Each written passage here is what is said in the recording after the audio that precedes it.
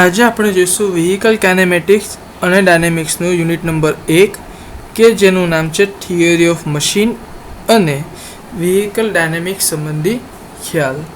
બરાબર છે. આ ચેપ્ટરની અંદર આપણે જોઈશું કે થિયરી ઓફ મશીનનો પરિચય, મતલબ કે ઇન્ટ્રોડક્શન આપણે જોઈશું થિયરી ઓફ મશીનનું. પછી આપણે જોઈશું કાઇનેમેટિક લિંક કોને કહેવાય અને આ કાઇનેમેટિક લિંકના કયા કયા પ્રકારો છે તેના વિશે જાણકારી મેળવીશું. ત્યારબાદ આપણે જોઈશું કાઇનેમેટિક પેર કોને કહેવાય. ઓકે, એના પછી આપણે જોઈશું અમુક્ત ગતિ મતલબ કે ઇન્ડિપેન્ડન્ટ મોશન કોને કહેવામાં આવે છે, કન્સ્ટ્રેન્ટ મોશન કોને કહેવામાં આવે છે તેના વિશે આપણે જાણકારી મેળવીશું. ત્યારબાદ આપણે જોઈશું કાઇનેમેટિક ચેઇન એટલે શું. ત્યારબાદ આપણે જોઈશું મિકેનિઝમ એટલે મિકેનિઝમ કોને કહેવાય અને મિકેનિઝમ કયા કયા પ્રકારના બનેલા હોય છે તેના વિશે જાણકારી મેળવીશું. ત્યારબાદ આપણે જોઈશું ઇન્વર્ઝન ઓફ મિકેનિઝમ અથવા તો કે એ મિકેનિઝમનું ઉત્ક્રમણ કોને કહેવાય. અને છેલ્લે આપણે જોઈશું વ્હીલ ઉપર લાગતા બળો અને કપલ્સ, મતલબ કે આપણા વ્હીકલનું જે વ્હીલ છે તેની પર કયા કયા ફોર્સીસ લાગે છે અને કયા કયા કપલ ઓફ ફોર્સ લાગેતા હોય છે. તો શરૂઆત કરીએ. Introduction to theory of machine, મતલબ કે થિયરી ઓફ મશીનનો પરિચય. હવે જોવા જઈએ તો થિયરી ઓફ મશીન એ શું છે. તો થિયરી ઓફ મશીન એ વિજ્ઞાનની અથવા તો કે એ એન્જિનિયરિંગની એક એવો ડિપાર્ટમેન્ટ છે, એક એવી શાખા છે કે જે મશીનોના જે અલગ અલગ કોમ્પોનન્ટ્સ છે તે અલગ અલગ કોમ્પોનન્ટ્સ વચ્ચે જે કોઈ બી રિલેટિવ મોશન થતું હોય છે અથવા તો સાપેક્ષ ગતિ થતી હોય છે તેની ઉપર કયા કયા ફોર્સીસ લાગે છે અને એ સાપેક્ષ ગતિ વિશેનો અભ્યાસ કરવામાં આવતો હોય છે. બરાબર છે. જોવા જઈએ તો આપણી જે એન્જિનિયરિંગ છે એ શું છે તો અલગ અલગ મશીનરીનું એક કોમ્બિનેશન છે. બરાબર ને. એટલે અલગ અલગ મશીનનું જે કોમ્બિનેશન છે તે અલગ અલગ મશીનના કોમ્બિનેશનની જો વાત કરીએ તો એ અલગ અલગ મશીનના કોમ્બિનેશનમાં રહેલા કોમ્પોનન્ટ્સ એકબીજાની સાપેક્ષે કેવું મોશન કરે છે, મતલબ કે એક રીતે કહેવા જઈએ તો રિલેટિવ મોશન કેવું કરે છે તેનો અભ્યાસ કરવામાં આવતો હોય છે. અને તે રિલેટિવ મોશનની સાથે સાથે અમુક ફોર્સ જનરેટ થતા હશે અથવા ફોર્સનું ટ્રાન્સમિશન થતું હશે તો તે ફોર્સના જનરેશન અથવા ટ્રાન્સમિશન વિશેનો પણ અભ્યાસ કરવામાં આવે છે. તે શાખાનું નામ છે થિયરી ઓફ મશીન. જોવા જઈએ તો થિયરી ઓફ મશીન જે છે તેના બે ભાગ પડે છે. એક પહેલો ભાગ જે છે તે છે કાઇનેમેટિક્સ અને બીજો ભાગ જે છે એ છે ડાયનેમિક્સ. બરાબર છે. આના વિશે ડિટેલમાં આપણે આગળ જાણકારી મેળવીએ છીએ. અને ડાયનેમિક્સ જે છે તેના બે ભાગ પડે છે. તો ડાયનેમિક્સનો જે પહેલો ભાગ છે તે છે સ્ટેટિક્સ અને બીજો જે ભાગ છે તેનું નામ છે કાઇનેટિક્સ. બરાબર છે. ઓકે, તો હવે જોઈએ કે કાઇનેમેટિક્સ કોને કહેવામાં આવે છે. બરાબર. તો કાઇનેમેટિક્સની વ્યાખ્યા આ રીતે મળે કે કાઇનેમેટિક્સ એ થિયરી ઓફ મશીનનો એક એવો ભાગ છે અથવા તો એક એવો ડિપાર્ટમેન્ટ છે કે જેની અંદર મશીનોના વિવિધ ભાગો વચ્ચે સાપેક્ષ ગતિનું અધ્યયન કરવામાં આવતું હોય છે. બરાબર છે. એટલે કે કાઇનેમેટિક્સ એ શું છે તો કાઇનેમેટિક્સની અંદર જે મશીનના અલગ અલગ કોમ્પોનન્ટ્સ છે તેના રિલેટિવ મોશનનો જ અભ્યાસ કરવામાં આવતો હોય છે. અથવા તો થિયરી ઓફ મશીનની એક એવી બ્રાન્ચ છે, થિયરી ઓફ મશીનની એક એવી બ્રાન્ચ કે જેની અંદર મશીનોના વિવિધ ભાગો વચ્ચેની સાપેક્ષ ગતિના અધ્યયનનો સમાવેશ થતો હોય તે બ્રાન્ચને આપણે કાઇનેમેટિક્સ તરીકે ઓળખી શકાય છે. બરાબર છે. હવે જોવા જઈએ તો કાઇનેમેટિક્સની અંદર જે આપણે ગતિનો અધ્યયન કરતા હોઈએ છીએ તો તે ગતિના ખ્યાલની સાથે સાથે આપણને મશીનની જે ભૌમિતિક રચના છે તેની જે બનાવટ છે તેનો પણ ખ્યાલ કરવો, મતલબ કે તેના વિશે પણ જાણકારી મેળવવી જરૂરી બની જાય છે. બરાબર છે. એટલે મશીનની ભૌમિતિક રચનાઓ અને ગતિનો ખ્યાલ કરવો પણ જરૂરી બને છે જ્યારે આપણે કાઇનેમેટિક્સનો અભ્યાસ કરતા હોઈએ ત્યારે. બરાબર. હવે જોઈએ કે કાઇનેમેટિક્સના એક્ઝામ્પલ્સ બી આપણે જોઈ લઈએ. તો કયા કયા એક્ઝામ્પલ્સ છે તો પિસ્ટનની ગતિનો આપણે જે અભ્યાસ કરતા હોઈએ છીએ એ આપણે અંડર કાઇનેમેટિક્સ કરતા હોઈએ છીએ. બરાબર છે. કેમ અને ફોલોવરની જે ગતિ છે તેનો જે આપણે અભ્યાસ કરીએ છીએ એ પણ કાઇનેમેટિક્સને અનુલક્ષીને જ કરતા હોઈએ છીએ. બરાબર છે. કારણ કે જનરલી આપણે કેમ ફોલોવર છે અથવા પિસ્ટનનું જે મોશન છે, ખાલી મોશનની જ વાત કરીએ છીએ, એમાં આપણે એકબીજાની સાપેક્ષ ગતિનો જ અધ્યયન કરતા હોઈએ છે. એટલે પિસ્ટનની ગતિ કોને સાપેક્ષ આવશે તો ક્રેન્કશાફ્ટને સાપેક્ષ હોઈ શકે છે અથવા સિલિન્ડરની સાપેક્ષ હોઈ શકે છે. કેમની ગતિ ફોલોવરના સાપેક્ષ હોઈ શકે છે, ફોલોવરની ગતિ કેમના સાપેક્ષ હોઈ શકે છે. એટલે કે આ દરેકની અંદર આપણે રિલેટિવ મોશનનો જ અભ્યાસ કરતા હોઈએ છીએ.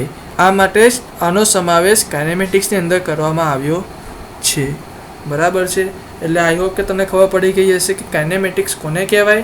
તો કાઇનેમેટિક્સ એ મશીનના વિવિધ ભાગો વચ્ચેની સાપેક્ષ ગતિના અધ્યયનનો સમાવેશ, મતલબ કે આપણું મશીન જે અલગ અલગ કોમ્પોનન્ટ્સનું બનેલું છે તે અલગ અલગ કોમ્પોનન્ટ્સ એકબીજાની સાપેક્ષે કયા પ્રકારની ગતિ કરે છે, મતલબ કે એકબીજાની સાપેક્ષે કયા પ્રકારનું રિલેટિવ મોશન કરે છે તેની સ્ટડી એટલે કે કાઇનેમેટિક્સ કહેવાય. કાઇનેમેટિક્સની અંદર આપણે જોઈએ એ પ્રમાણે ભૌમિતિક રચના, મતલબ કે તેના આકાર છે, તેની માપ છે, તેના ડાયમેન્શન્સ છે, તેનો અને મોશન બંનેનો અભ્યાસ કરવામાં આવતો હોય છે. હવે આગળ આપણે જોઈએ કે ડાયનેમિક્સ કોને કહેવાય. બરાબર. તો જો ડાયનેમિક્સની વાત કરીએ તો ડાયનેમિક્સ એ થિયરી ઓફ મશીનનું એક એવું ડિપાર્ટમેન્ટ છે કે જેની અંદર મશીનના વિવિધ ભાગો વચ્ચેની સાપેક્ષ ગતિ, મતલબ કે તેને જે રિલેટિવ મોશન આવે છે તે, અને તેની સાથે સાથે વિવિધ ભાગોમાં ઉત્પન્ન થતા ફોર્સીસ. બરાબર છે. એટલે ડાયનેમિક્સ કોને કહેવાય કે ડાયનેમિક્સ એ થિયરી ઓફ મશીનનું એક એવો ડિપાર્ટમેન્ટ છે કે જેની અંદર મશીનના અલગ અલગ ભાગો વચ્ચે ઉત્પન્ન થતી સાપેક્ષ ગતિ, મતલબ કે જે રિલેટિવ મોશન આવે છે તેનો તો અભ્યાસ આપણે કરવાનો જ છે, પણ રિલેટિવ મોશનની સાથે સાથે વિવિધ ભાગોમાં ઉત્પન્ન થતા ફોર્સીસનો પણ અભ્યાસ કરવાનો હોય છે.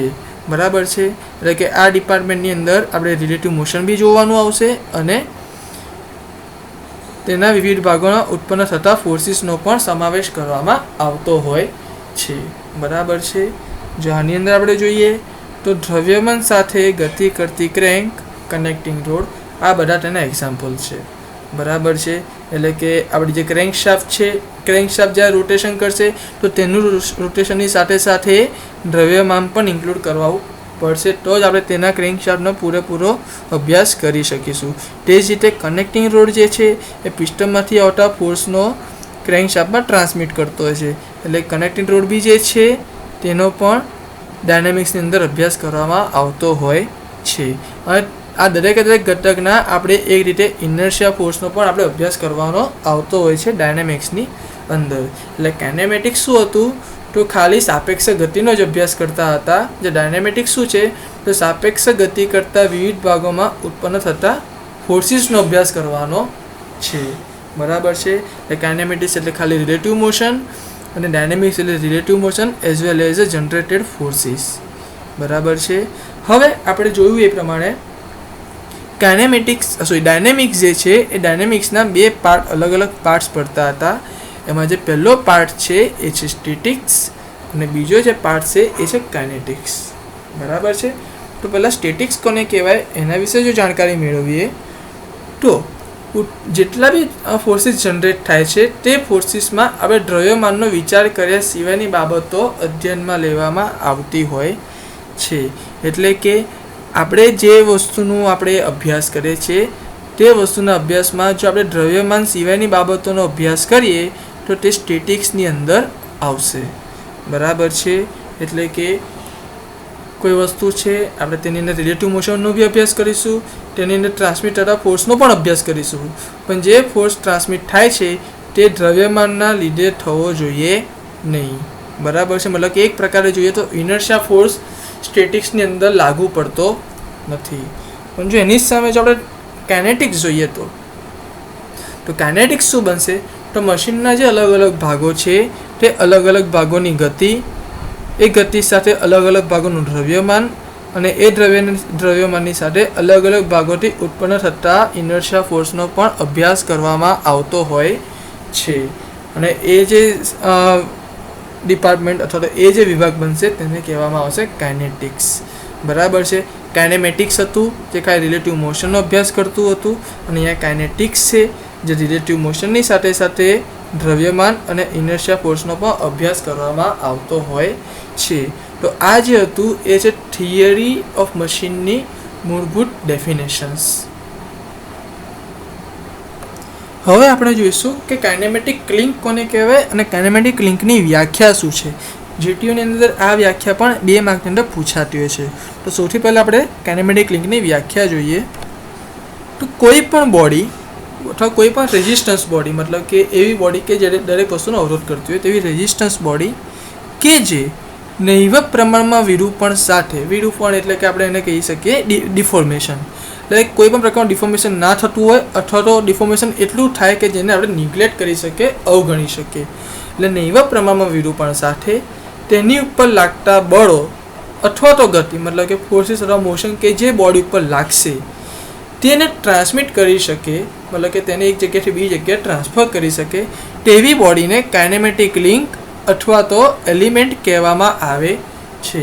બરાબર છે કે મતલબ એવી કોઈ બોડી અથવા તો એવું કોઈ કોમ્પોનન્ટ કે જે કોઈ પણ પ્રકારના ડિફોર્મેશન વગર તેની ઉપર જેટલા બી ફોર્સિસ અથવા તો મોશન લાગતો હોય છે એને એક જગ્યાએથી બીજી જગ્યાએ ટ્રાન્સમિટ કરવાની ક્ષમતા ધરાવતું હોય તેને કાઇનેમેટિક લિંક અથવા તો એલિમેન્ટ તરીકે ઓળખવામાં આવતું હોય છે. હવે જોવા જઈએ તો આપણું જે મશીન જે છે, કોઈ બી આપણે મશીન લઈ લઈએ, ઇવન લેથ મશીન બી લઈ લઈએ અથવા તો ઇવન આપણું વ્હીકલનું એન્જિન બી લઈ લઈએ, તો એ એક કરતાં વધારે લિંકનું કોમ્બિનેશન છે.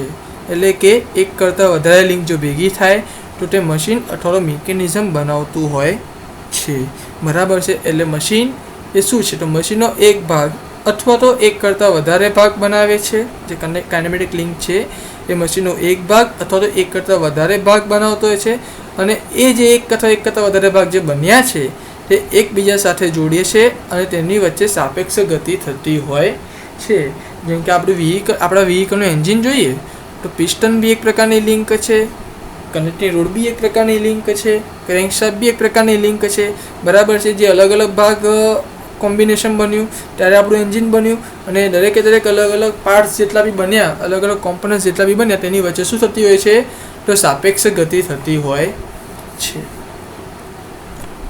લિંકનો ઉપયોગ શું છે? તો લિંકનો ઉપયોગ ગતિ ટ્રાન્સમિટ કરવા માટે થતો હોય છે. બરાબર છે. જે આપણે અહીંયા કીધું, આપણે મોશન કે ફોર્સને ટ્રાન્સમિટ કરવા માટે તો લિંકનો આપણે ઉપયોગ કરીએ છીએ. સાથે સાથે બીજી લિંકને ગાઈડ કરવા માટે પણ જોવા જઈએ તો આપણા વ્હીકલની અંદર જે એન્જિન છે એમાં પિસ્ટન અને સિલિન્ડર આ બંને લિંક છે. પિસ્ટન એક અલગ લિંક છે અને સિલિન્ડર એ અલગ લિંક છે. પણ પિસ્ટન એ શું કરે છે? તો ગતિ ટ્રાન્સમિટ કરતું હોય છે, જે સિલિન્ડર એ પિસ્ટનને ગાઈડ કરે છે. એટલે લિંક તરીકે લિંકનો ઉપયોગ કોઈ પણ અન્ય લિંકને ગાઈડ કરવાનો પણ થતો હોય છે. એટલે કે સિલિન્ડર બી એક પ્રકારની લિંક જ છે જેનો ઉપયોગ શું થાય છે? તો પિસ્ટનને ગાઈડ કરવા માટેનો. એટલે કે લિંકનો ઉપયોગ આપણે ગતિ ટ્રાન્સમિટ કરવા બી કરી શકીએ છીએ, લિંકને ગાઈડ કરવા માટે પણ કરી શકીએ છીએ અને કોઈ પણ મશીનને ટેકો આપવા માટે પણ કાઇનેમેટિક લિંકનો આપણે ઉપયોગ કરી શકીએ છીએ. હવે આપણે જોઈશું કે કાઇનેમેટિક લિંક કયા પ્રકારની હોય છે અને તે કયા વર્ગીકરણ હોય છે તેના. બરાબર છે. તો કયા પ્રકારની કાઇનેમેટિક લિંક છે જો આપણે તેનો અભ્યાસ કરીએ તો સૌથી પહેલી જે કાઇનેમેટિક લિંક આવશે એ આવશે રિજિડ લિંક, પછી આવશે ફ્લેક્સિબલ લિંક, એના પછી આવશે ફ્લુઇડ લિંક, એના પછી આવશે સાદી અને કમ્પાઉન્ડ લિંક. બરાબર છે. તો આપણે ટાઈમ વેસ્ટ કર્યા કે આપણે સૌથી પહેલાં આપણે જોઈશું કે રિજિડ લિંક તરીકે કોને ઓળખવામાં આવે છે. તો રિજિડ લિંક કોને કહેવાય? તો ગતિ અથવા બળને ટ્રાન્સમિટ કરતી વખતે, મતલબ કે કોઈ પણ મોશન અથવા ફોર્સિસને એકથી બીજી જગ્યાએ ટ્રાન્સમિટ થતા હોય તે દરમિયાન જે લિંકમાં કોઈ પણ પ્રકારનું વિરૂપણ અથવા ડિફોર્મેશન થતું ના હોય તેવી લિંક. મતલબ કે એવી લિંક કે જે ગતિ અને બળને ટ્રાન્સમિટ તો કરે જ છે પણ તેની અંદર કોઈ પણ પ્રકારનું ડિફોર્મેશન આવતું નથી, એટલે કોઈ બેન્ડ બી નથી થતી અથવા તો તૂટી પણ જતી ના હોય તેવી લિંકને રિજિડ લિંક કહેવામાં આવતી હોય છે. બરાબર. For example connecting road. તો આપણું જે એન્જિન છે એમાં કનેક્ટિંગ રોડનું આ એક્ઝામ્પલ કેમ આપ્યું એ હું તમને સમજાવું કે આપણું જે એન્જિન છે એમાં કનેક્ટિંગ રોડનું કાર્ય શું છે.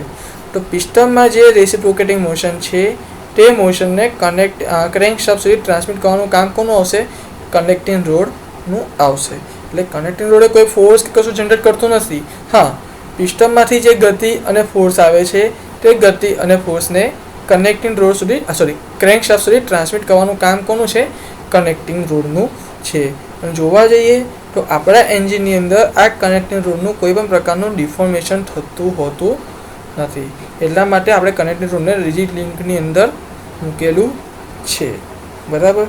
પણ એ વસ્તુ બી જાણવા જેવી છે કે સાચા અર્થમાં ડિફોર્મેશન સિવાયની કોઈ પણ લિંક અસ્તિત્વ ધરાવતી નથી. એટલે કે કોઈ પણ વસ્તુ 100% તો પોસિબલ બનતું ના જ હોય, બરાબર છે. એટલે આ જ કારણોસર સાચા અર્થમાં જોવા જઈએ તો ડિફોર્મેશન સિવાયની કોઈ પણ લિંક અસ્તિત્વ ધરાવતી નથી. કોઈ પણ લિંકમાં થોડા ઘણી માત્રામાં તો ડિફોર્મેશન થતું જ હોય છે. આ ડિફોર્મેશન બેન્ડિંગ પ્રમાણે બી હોઈ શકે છે, ક્રેકના પ્રમાણે પણ હોઈ શકે છે, બરાબર છે.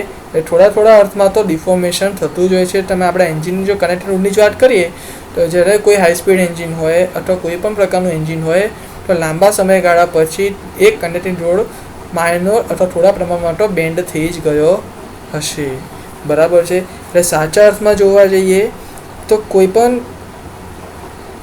રિજિડ લિંક એવી તો નથી કે જે કોઈ પણ પ્રકારનું ડિફોર્મેશન ધરાવતું હોય નહીં. એટલે આપણે એવું કહી શકીએ કે જે લિંકમાં શક્ય એટલું વિરૂપણ હોય, બરાબર છે, કે ઓછામાં ઓછું વિરૂપણ જ થતું હોય તેવી લિંકને રિજિડ લિંક તરીકે ગણી શકાય, બરાબર છે. કારણ કે પૂરું તો એવી લિંક પોસિબલ છે જ નહીં કે તેમાં ડિફોર્મેશન બિલકુલ ના થાય. એટલે આપણે એવું કહી શકીએ કે જે લિંકમાં શક્ય એટલું વિરૂપણ થતું હોય, શક્ય એટલું ઓછું વિરૂપણ થતું હોય તેવી લિંકને આપણે રિજિડ લિંક તરીકે ગણી શકાય, બરાબર. તો આ હતું રિજિડ લિંક વિશે, કે જેમાં હતું બળ અને ગતિનું ટ્રાન્સમિશન વિધાઉટ એની ડિફોર્મેશન અથવા કોઈ પણ પ્રકારના વિરૂપણ વગર થતું હોય તેવી લિંક.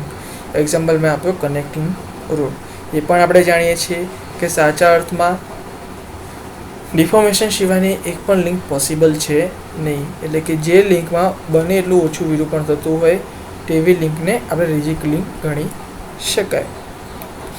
આગળ આપણે જોઈએ ફ્લેક્સિબલ લિંક, બરાબર. કે ફ્લેક્સિબલ લિંક કોને કહેવામાં આવતી હોય છે.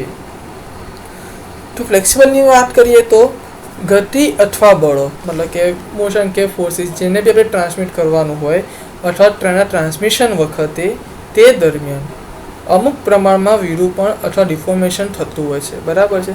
કે હા, અમુક વખત એ લિંક વળી જતી હોય, બરાબર છે, અથવા એ લિંક તૂટી જતી હોય. એટલે અમુક પ્રમાણમાં તેનું વિરૂપણ કે ડિફોર્મેશન થતું હોય છે. પણ આ જે વિરૂપણ અથવા ડિફોર્મેશન જે થતું હોય છે તેના કારણે ગતિ ટ્રાન્સમિટ કરવામાં કોઈ પણ અસર થતી નથી. મતલબ કે આપણે જે મોશન ટ્રાન્સમિટ કરવાનું છે તે મોશન તો એટલા જ પ્રમાણમાં ટ્રાન્સમિટ થતું હોય છે. તો આ પ્રકારની લિંકને ફ્લેક્સિબલ લિંક તરીકે ઓળખવામાં આવતી હોય છે. જોવા બરાબર છે. ફરી વખત જો જોઈએ તો એવી લિંક કે જે લિંકમાં ગતિ અને ફોર્સ ટ્રાન્સમિટ કરવામાં કરતી વખતે અમુક પ્રકારનું અથવા અમુક પ્રમાણમાં વિરૂપણ થતું હોય છે. પણ આ વિરૂપણના લીધે જો તેની ગતિ ટ્રાન્સમિટ કરવાની ક્ષમતા ઉપર કોઈ અસર થતી ના હોય તેવી લિંકને ફ્લેક્સિબલ લિંક તરીકે ઓળખવામાં આવે છે. જો આનું આપણે એક્ઝામ્પલ આપીએ તો આનું એક્ઝામ્પલ છે બેલ્ટ, ચેઇન અથવા તો સ્પ્રિંગ, બરાબર છે. ફ્લેક્સિબલ લિંક એ શું છે તો તે ફક્ત એક જ દિશામાં ગતિને ટ્રાન્સમિટ કરે છે કે જેથી કરીને તેને ખેંચી અથવા ધકેલી શકાય. મતલબ કે પુશ અથવા પુલ પ્રકારની આપણને ટ્રાન્સમિશન આપતું હોય છે. જોવા જઈએ તો ફ્લેક્સિબલ લિંક એ કયા તો બેલ્ટ ડ્રાઈવ છે, ચેઇન ડ્રાઈવ છે, સ્પ્રિંગ છે. આ બધા ફ્લેક્સિબલ લિંકના એક્ઝામ્પલ છે, બરાબર છે. હવે ડેફિનેશન આપણે આની જો સરખાઈએ તો શું મળશે? તો ગતિ અને બળ, બરાબર છે. ગતિ અને બળને આપણે શું કરે, ટ્રાન્સમિટ કરે છે અને તે દરમિયાન અમુક પ્રમાણમાં ડિફોર્મેશન થતું હોય છે. એટલે કે માની લો કે બેલ્ટ ડ્રાઈવ છે, આપણું એન્જિન છે, એન્જિનની અંદર ક્રેન્કશાફ્ટ અને માની લો કે કુલિંગ ફેન છે, એને બેલ્ટ વડે કનેક્ટ કરેલો છે, બેલ્ટ ડ્રાઈવ વડે કનેક્ટ કરેલી છે. તો આ કન્ડિશનમાં શું થશે કે જ્યારે ક્રેન્કશાફ્ટ પોતાની ધરી પર મોશન કરતું હશે તો તે ક્રેન્કશાફ્ટનું જે મોશન છે એ ટ્રાન્સમિટ થશે ક્યાં આગળ? કુલિંગ ફેન ઉપર. શેની મદદથી? તો બેલ્ટની મદદથી. એટલા માટે બેલ્ટ જોવા જઈએ તો એક પ્રકારની તેને ડિફોર્મેશન આવતું હોય છે, બરાબર છે. કારણ કે બેલ્ટ આખું મોશન કરે, બેલ્ટની અંદર ડિફોર્મેશન આવતું હોય છે. પણ તે ડિફોર્મેશન અથવા તે વિરૂપણના લીધે તેની જે ગતિ ટ્રાન્સમિટ કરવાની જે ક્ષમતા છે તેની ઉપર કોઈ પણ પ્રકારની અસર થતી નથી. એટલે બિલ્ટને શેમાં સમાવેશ કરવામાં આવ્યો છે? ફ્લેક્સિબલ લિંકની અંદર સમાવેશ કરવામાં આવ્યો છે. એવી જ રીતે ચેનની વાત છે, બરાબર છે. તો ચેન આપણે સાયકલ ચલાવેલી છે, એ સાયકલની અંદર ચેનની મદદથી આપણે ગતિ ટ્રાન્સમિટ કરતા હોઈએ છીએ પેન્ડલથી પાછળના વ્હીલ તરફ. અને એવી જ રીતે સ્પ્રિંગની વાત છે, બરાબર છે, કે જે સ્પ્રિંગ જે છે ફોર્સને ટ્રાન્સમિટ કરતો હોય છે, બરાબર છે. સ્પ્રિંગની અંદર બી વ્હીલ પણ આવતો હોય છે, સ્પ્રિંગ કમ્પ્રેસ થતી હોય છે, પણ તેના લીધે તે સ્પ્રિંગ જે છે તેના કારણે કોઈપણ પ્રકારના ફોર્સ ટ્રાન્સમિટ કરવામાં અસર પાડતી નથી, બરાબર છે. એટલે ફ્લેક્સિબલ લિંક કોને કહેવાય? કે ગતિ અને બળો ટ્રાન્સમિટ થતા હોય તે દરમિયાન તેની અંદર અમુક પ્રમાણમાં વિરૂપણ અથવા ડિફોર્મેશન તો આવતું જ હોય છે, પણ આ ડિફોર્મેશનના લીધે તેની અંદર જે ગતિ ટ્રાન્સમિટ અથવા મોશન અથવા તો ફોર્સ ટ્રાન્સમિટ કરવાની જે ક્ષમતા છે, કાર્યકારી ક્ષમતા જે છે, તેની અંદર કોઈપણ પ્રકારની અસર થતી નથી. પ્રોપર પ્રમાણમાં તેનું જે મોશન અથવા તો ફોર્સ છે તે ટ્રાન્સમિટ કરતું જ રહેતું હોય છે. આ પ્રકારની લિંકને ફ્લેક્સિબલ લિંક તરીકે ઓળખવામાં આવે છે. આગળ વાત કરીએ તો આગળ છે ફ્લુઇડ લિંક, જે કાઇનેમેટિક લિંકનો ત્રીજો પ્રકાર છે. તો ફ્લુઇડ લિંક એટલે શું? તો એવી લિંક કે જેની અંદર ગતિ ટ્રાન્સમિટ કરવા માટે ફ્લુઇડ મારફતે દબાણ અથવા કમ્પ્રેસર દ્વારા કરવામાં આવતી હોય, બરાબર. હવે આગળ જે આપણે જોયું ને, જે રિજિડ લિંક જોઈ અને જે ફ્લેક્સિબલ લિંક જોઈ, બરાબર છે. એ બંને લિંકમાં શું હતું? તે બંને લિંકની અંદર કોઈ એક સોલિડ સબસ્ટન્સ હતું કે જે ફોર્સ અથવા મોશનને ટ્રાન્સમિટ કરતું હતું, બરાબર છે. જેમ કે રિજિડ લિંકમાં કનેક્ટિંગ રોડ હતું, એ સોલિડ સબસ્ટન્સ જ ગણાય. પછી ફ્લેક્સિબલ લિંકની અંદર હતું બેલ્ટ ડ્રાઈવ અને સ્પ્રિંગ હતી અને ચેન ડ્રાઈવ હતી, એ પણ એક પ્રકારના સોલિડ સબસ્ટન્સ જ છે, બરાબર છે. પણ ફ્લુઇડ લિંક કોને કહેવાય? તો મોશન ટ્રાન્સમિટ કરવા માટે અથવા તો ફોર્સ ટ્રાન્સમિટ કરવા માટે આપણે ફ્લુઇડનો ઉપયોગ કરતા હોઈએ, બરાબર છે. એટલે કે એવી લિંક કે જેની અંદર કોઈ પણ પ્રકારનું મોશન છે અથવા તો કોઈ પણ પ્રકારનો ફોર્સ છે તેને આપણે ટ્રાન્સમિટ કરવા માટે જે તે ફ્લુઇડનું દબાણ અને કમ્પ્રેશનની જે કેરેક્ટરિસ્ટિક્સ છે તેનો ઉપયોગ કરતા હોઈએ તેવા પ્રકારની લિંકને ફ્લુઇડ લિંક તરીકે ઓળખવામાં આવે છે, બરાબર. જો આનું આપણે એક્ઝામ્પલ જોઈએ, બરાબર, તો એક્ઝામ્પલ શું છે? તો એક્ઝામ્પલ છે હાઇડ્રોલિક પ્રેસમાં વપરાતું ઓઇલ, બરાબર છે. કે હાઇડ્રોલિક પ્રેસ જે છે તેની અંદર આપણે શું કરીએ છીએ કે તેનું જે ઓઇલ જે છે એ કમ્પ્રેશન અથવા દબાણની મદદથી એ ઓઇલ ફોર્સને ટ્રાન્સમિટ કરતું હોય છે. એવી જ રીતે હાઇડ્રોલિક જેટ આપણે જે યુઝ કરીએ છીએ તેની અંદર ફ્લુઇડ વપરાતું હોય છે, એ પણ શું કરે છે? એ ફ્લુઇડ પોતાના કમ્પ્રેશનના નિયમના લીધે જે તે ફોર્સને ટ્રાન્સમિટ કરતું હોય છે. અને એ જ રીતે આપણે હાઇડ્રોલિક બ્રેક, ઘણી વખત આપણે હાઇડ્રોલિક બ્રેકની અંદર ફ્લુઇડ વપરાતું હોય છે. તેનું પણ કામ શું છે કે આપણે બ્રેક પેડલ વડે જે ફોર્સ આપીએ છીએ તે ફોર્સને ટ્રાન્સમિટ કરીને આપણા વ્હીકલમાં બ્રેક લગાડતી હોય છે, બરાબર છે. એટલે ફ્લુઇડ લિંક જે છે એ ફ્લુઇડ લિંક એ શું છે? તો એક પ્રકારનું મોશન અથવા તો ફોર્સને ટ્રાન્સમિટ કરતી એક કાઇનેમેટિક લિંક જ છે. પણ ફરક એટલો જ છે કે તે સોલિડ આકારમાં છે નહીં, પરંતુ તે લિક્વિડ ફોર્મની અંદર આવેલી હોય છે, બરાબર છે. આગળ જોઈએ તો આગળ જે આપણી લિંકનો ચોથો પ્રકાર છે, બરાબર છે, સાદી તથા કમ્પાઉન્ડ લિંક. હવે જોવા જઈએ તો આ બે અલગ અલગ છે. સાદી લિંક અલગ છે અને કમ્પાઉન્ડ લિંક અલગ છે, બરાબર છે. તો એના વિશે અથવા એની વ્યાખ્યા આપણે જોઈએ તો તે છે કે જે લિંક ફક્ત જોડી બનાવતા બે ઘટકો જ ધરાવતી હોય તેને સાદી અથવા સિમ્પલ લિંક કહે છે, બરાબર છે. મતલબ કે તેમાં ઇનપુટ અને આઉટપુટ એવા બે જ પોઈન્ટ હશે, બરાબર છે. એવી લિંકને આપણે સાદી લિંક તરીકે ઓળખી શકાય છે કે જે લિંક ફક્ત જોડી બનાવતા બે જ ઘટકો ધરાવતી હોય છે, બરાબર છે. પણ જ્યારે જોડી બનાવતા બે કરતાં વધારે ઘટકો હોય તો તેવી લિંકને કમ્પાઉન્ડ લિંક તરીકે ગણી શકાય, બરાબર છે. એટલે કે લિંક જોડી બનાવવા માટે બે કરતાં વધારે ઘટકો ધરાવતી હોય તેવી લિંકને કમ્પાઉન્ડ લિંક તરીકે ઓળખવામાં આવે છે, બરાબર છે. તો આ હતું કાઇનેમેટિક લિંકના પ્રકારો. જીટીયુ એક્ઝામની અંદર 3 માર્કનો ક્વેશ્ચન પૂછાતો હોય છે કે કાઇનેમેટિક લિંક કોને કહેવાય અને તેના પ્રકાર અથવા તેના વર્ગીકરણ જણાવો. બરાબર છે. તો જો આપણને પૂછાય કે કાઇનેમેટિક લિંક કોને કહેવાય તો આપણે તેની આગળ જે વ્યાખ્યા જોઈ કે તે વ્યાખ્યા લખવાની, ત્યારબાદ તેનું જે વર્ગીકરણ આપણે આપ્યું, આપણે લિંકના 4 મુખ્ય પ્રકાર જોઈ ગયા છે, એ 4 પ્રકાર વિશે સમજાવવાનું રહેશે. તે 4 પ્રકાર કયા હતા? તે રિજિડ લિંક હતું, બીજું ફ્લેક્સિબલ લિંક હતું, ત્રીજું ફ્લુઇડ લિંક હતું અને ચોથું સાદું અથવા કમ્પાઉન્ડ લિંક હતી. બરાબર છે.